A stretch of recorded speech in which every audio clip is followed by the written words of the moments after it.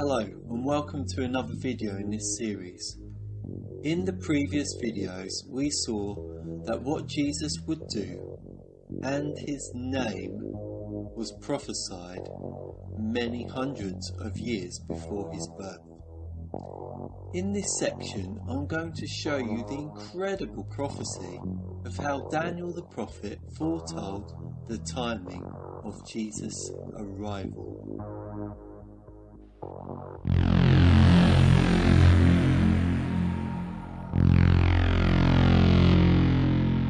Please comment, like and subscribe to my videos, and please share this video right now.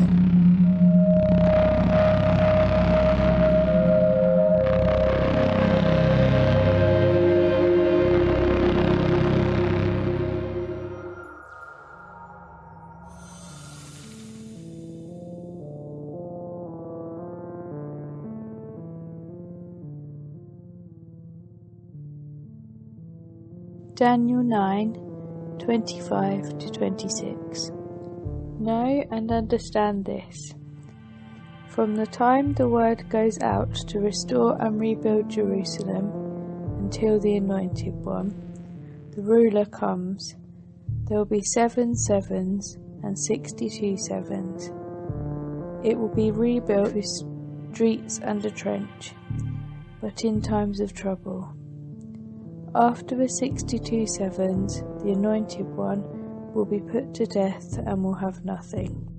As I said before, to look at Daniel's timeline about the end, to see if his timing was correct, we should look at the dates he predicted that already happened.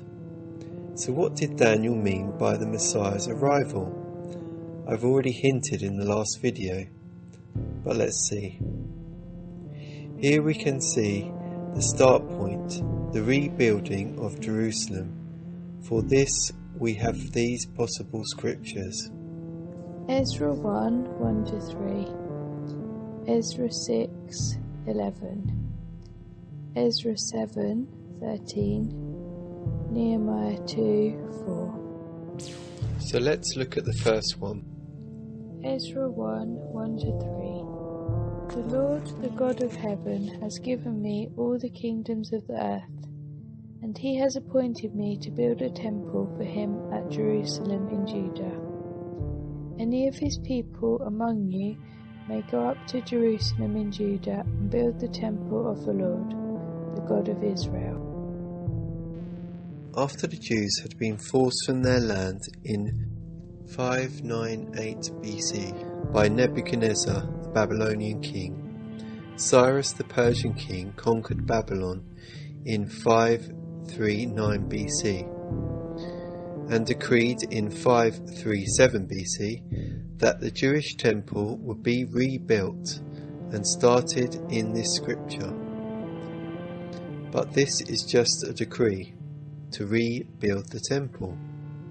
So let's look at something else. Ezra 6:12. I, Darius, have decreed it. Let it be carried out with diligence. This too is a decree to continue to rebuild the temple, and it was rebuilt in 518 BC. Ezra 7:13. Now I decree that any of the Israelites in my kingdom, including priests and Levites, who volunteer to go to Jerusalem with you, may go. So, here in this scripture, it shows a time when the temple was already built.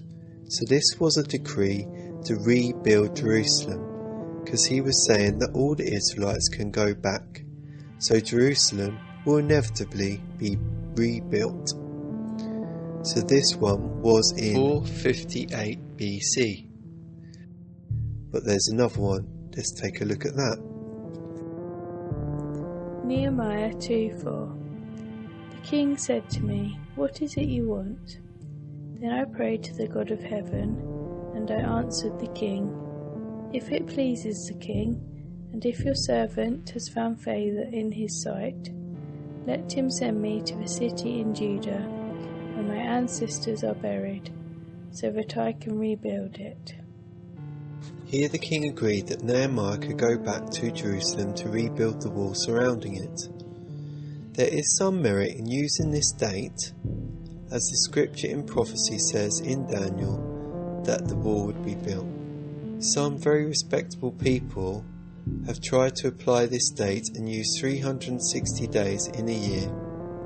They have called it a prophetic year, or saying that 360 days used to be the Earth's rotation. But I'm not sure if this would fit in with the Goldilocks zone orbit around the Sun. And there is no reasonable evidence of this.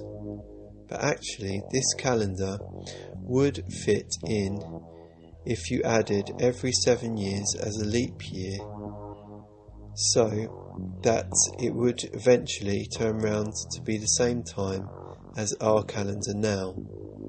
So you would just use our calendar. So this timing wouldn't work.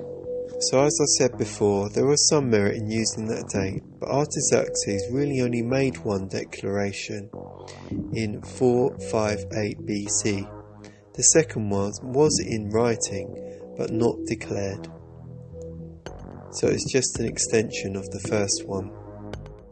So from 458 BC, let's do the math from there. So the prophecy said 7 weeks and 62 weeks. So what's that? So let's start with 7 weeks. That is 7 times 7 equals 49.